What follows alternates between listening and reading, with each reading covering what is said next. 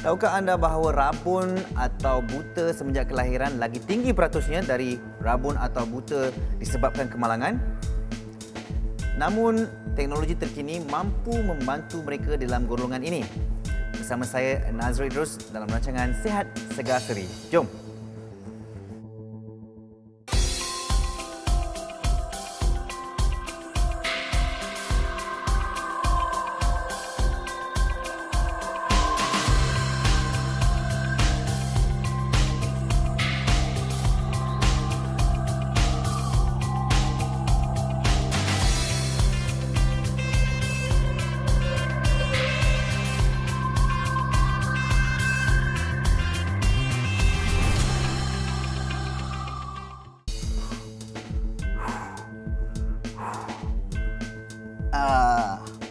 Berbagai cara dan kaedah dijalankan oleh orang ramai dalam menjaga kesihatan dan penampilan diri mereka. Bagaimana pula cara selebriti kesayangan kita menjaga gaya hidup sihat mereka? Jom kita saksikan mereka dalam segmen Ikon Sihat.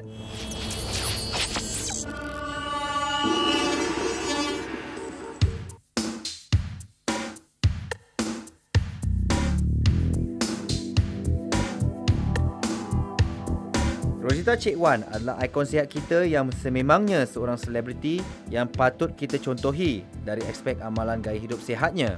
Bagi beliau, kesihatan adalah satu jaminan masa depan yang terpenting sekali dan dalam penjagaan kesihatan perlulah kepada pelbagai amalan dan cara. Untuk kehidupan yang lebih sihat, kita perlu menjaga untuk mengelakkan daripada obesiti dan juga jantung. So macam-macam cara dari segi pemakanan, cara exercise, cara hidup kita. So kita berjaga di sebelah sini tu. Senaman memang telah menjadi rutin harian beliau sejak dulu lagi. Dan jika tidak bersenam, mungkin hidup ini seperti tidak sempurna bagi beliau. Oleh itu, pelbagai aktiviti senaman yang akan dilakukannya mengikut kesesuaian masa.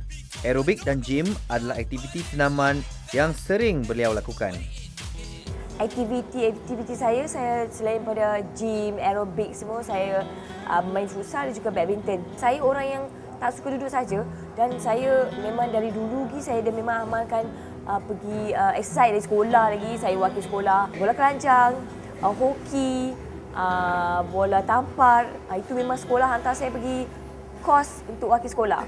So bila dah macam ni pun, walaupun saya tak ada masa macam mana pun, tapi saya still pergi futsal sebab nak pergi gym kadang-kadang pukul 12 dah tutup kan. So futsal saya selalu start pukul 12 sampai pukul 2. Di mana ada kemahuan, di situ ada jalan. Macam orang cakap, saya dah almost 40 kan. Tapi badan still boleh maintain. So disiplin penting. Dan you kena tahu apa yang you nak. Kan? Macam saya, okey saya nak maintain badan, saya kena disiplin. Memang orang yang disiplin. So saya kalau pergi gym pun, saya tak ada nak tunggu adik saya, kena tunggu siapa teman, tak ada. Kalau saya nak pergi seorang-seorang je. Dulu sebelum saya berlakon, memang saya kerja office. So every day balik office saya singgah gym. Gym kan gym biasa macam Fitness First ke True Fitness ke, tak ada. Yang leisure tu semua kan, tak ada. I pergi gym yang Mr. Asia punya. Mr. Malaysia yang ajar I train untuk workout. Antara penjagaan kesihatan dan kecantikan, Rosita lebih mementingkan aspek penjagaan kesihatan kerana bagi beliau, jika tubuh badan sihat, secara semula jadinya kecantikan itu akan lahir. Orang mesti ingat saya lebih menjaga kecantikan daripada macam kesihatan. Tapi saya sebenarnya lebih kepada kesihatan daripada kecantikan. Saya tak pernah pergi facial.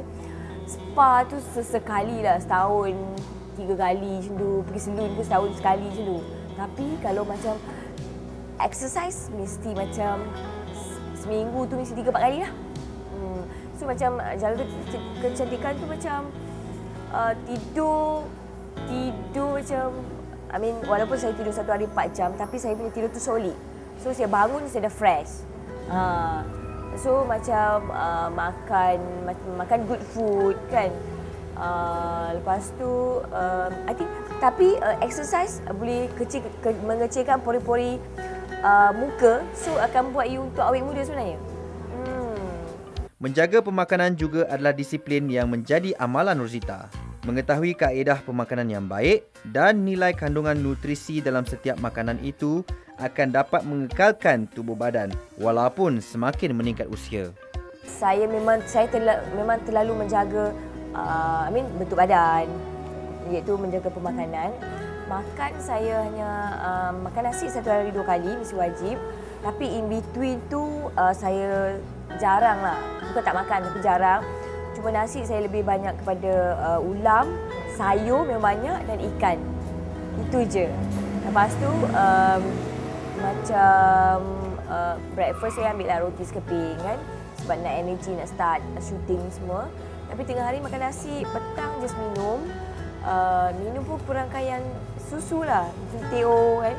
Lepas tu malam dinner nasi. Nasi pun makan tak adalah beria dengan kuah lemak, kari semua. Tak adalah sangat. Masih kuah biasa-biasa. Janji ada nasi, ada sayur. Itu je cukup. Kena rajin, kena disiplin. Kalau kita nak mengekalkan cara hidup yang sihat, so amalkan pemakanan yang betul. Lakukan exercise yang regular. Dari situ kita boleh bukan saja sihat tapi cantik.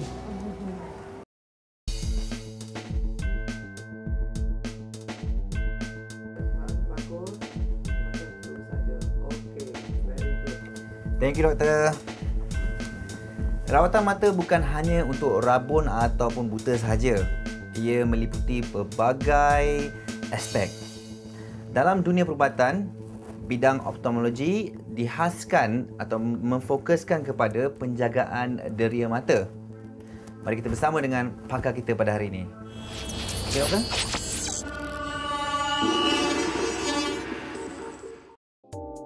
Ophthalmology adalah satu cabang bagi perubatan yang membicarakan mengenai anatomi, fisiologi dan penyakit-penyakit mata. Ahli ophthalmologi adalah merujuk kepada seorang pakar di dalam perubatan dan masalah-masalah pembedahan mata. Semenjak ahli ophthalmologi melakukan operasi-operasi terhadap mata, mereka dianggap sebagai pakar pembedahan dan perubatan. Bagi penyakit mata, rabun adalah satu masalah yang biasa dialami oleh ramai pesakit dan pastinya memerlukan kepada khidmat nasihat dan pemeriksaan rapi dari pakar ophthalmologi sebelum sesuatu rawatan dijalankan.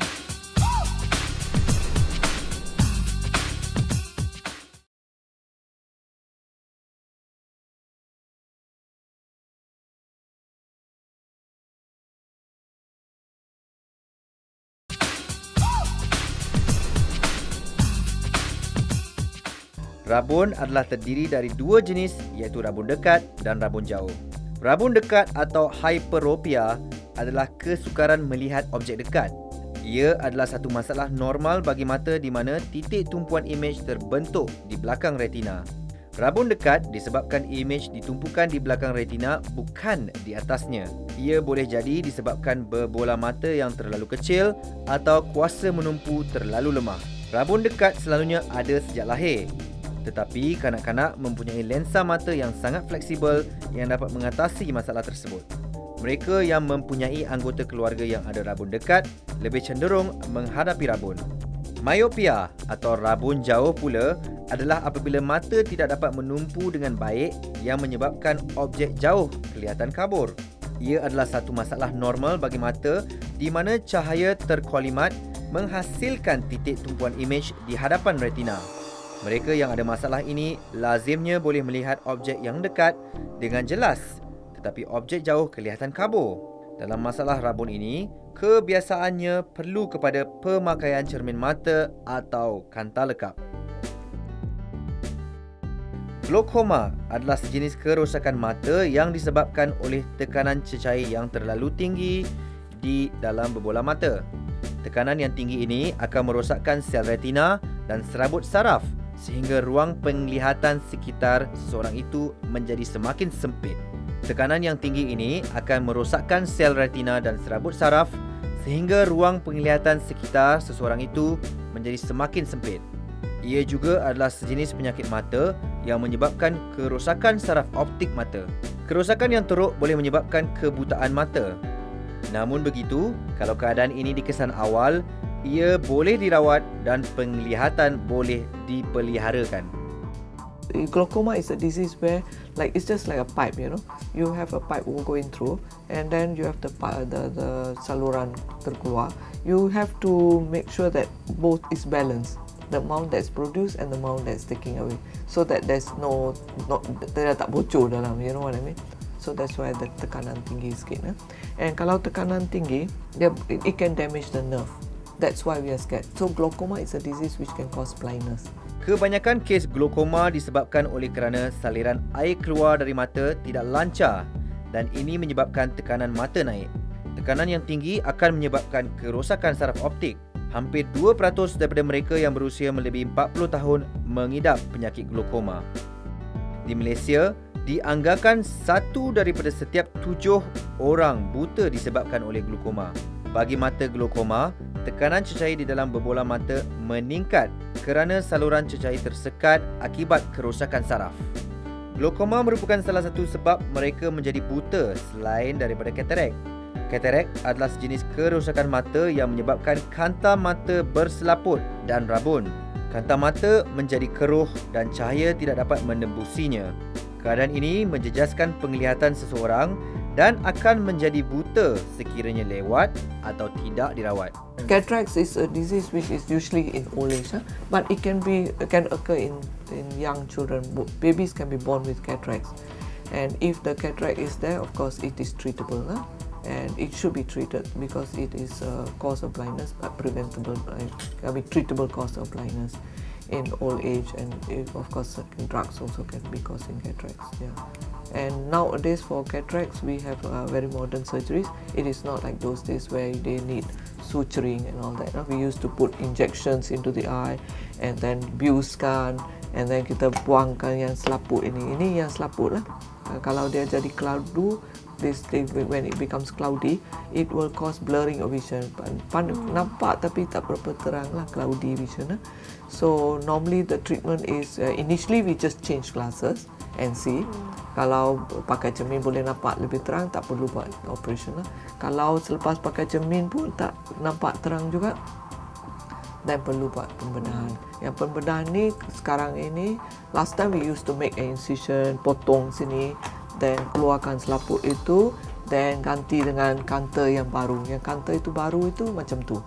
Ya, dia nampak kecil ni. Ya. Kanta itu masuk dalam, so selepas kanta itu mesti power yang tekap untuk patient itu, yang mata itu, and then we just usually then we just stitch up. Jikalau cermin mata tidak dapat membetulkan penglihatan kita, hanya pembedahan untuk mengeluarkan katarak dan menggantikannya dengan kanta tiruan dapat menolong memperbaiki penglihatan kita.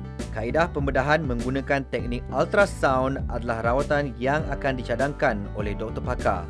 Nowadays the surgery itu moden sangat. We use ultrasound. Yang ultrasound itu you just make up, we just bius, so then the patient we just have to make a puncture, lubang kecil saja, and then masukkan dalam, and then yang kita guna ultrasound and just break the nucleus tu dalam yang selaput itu yang dah keras dalam tu, we just break it up into small pieces and crush it, and we just aspirate out, vacuum suction, macam blender lah. Senang, just blend it and then just suck it out, you know. And then we leave the capsule, dia punya shell behind, and into the shell we will put this lens implant inside. Yeah, it is replaced with a lens implant which is powered for your eye. So we have an equipment which will measure the scan, which will measure what power lens will go into the eye. And then after that, nowadays that modern surgery we don't have to stitch also, because the lubang itu kecil sangat, so you don't have to stitch. It's a self-seal wound. So the patient is very comfortable, simple. Yang next day tu we just patch the eye one day. Next day they come to see us, we take out the patch, they can see very clear. So they are very happy. So nowadays cataract surgery is also very simple. It's not so bad as before lah. Selain itu, terdapat pelbagai masalah mata lagi yang memerlukan kepada pembedahan seperti masalah retina berlubang. Pembedahan laser adalah satu kaedah pembedahan moden masa kini yang menggunakan pancaran cahaya laser. Ia adalah satu kaedah yang selamat dan berkesan serta memberi jangka pemulihan yang cepat kepada pesakit. Kaedah yang menggunakan peralatan moden ini adalah satu teknologi yang begitu praktikal tanpa melakukan pembedahan yang boleh menyebabkan kesan luka yang besar kepada mata kita. Selain itu, kini terdapat juga pelbagai peralatan berteknologi tinggi yang mampu untuk mengesan pelbagai masalah dan penyakit mata. Ia juga bertindak sebagai satu sokongan kepada keberkesanan rawatan dan kepakaran pihak doktor.